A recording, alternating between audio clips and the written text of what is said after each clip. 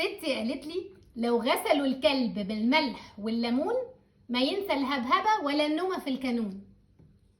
المثل ده من الامثال اللي بتتكلم على ان الطبع بيغلب التطبع. مهما عملت لشخص وحاولت ان انت تغيره وحاولت ان انت تغير طبعه اللي مش كويس او تديله طباع تانية احسن، بيبقى بنسبة كبيرة او بحد كبير بيفضل الطبع اقوى من التطبع.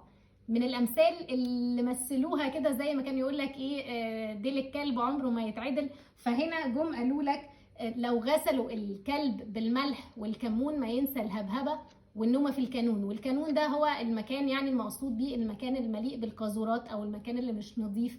بيتكلم على انه الكلاب بتبقى مثلا لو نايمه في خرابات او نايمه في مكان وبتهوهو طول الوقت، فحتى لو انت غسلته بملح وكمون وحاولت ان انت تنضفه وتخليه يبقى احسن مش هينفع. طبعا هو مش بالمعنى الحرفي خالص ومش بيتكلم على الكلاب ككلاب او بيتكلم على الحيوانات بشكل عام، لكن هو بيتكلم او بيطرح فكره ان الطبع بيغلب التطبع. فالمثل ده من الامثال المشهوره لان الطبع بيغلب التطبع.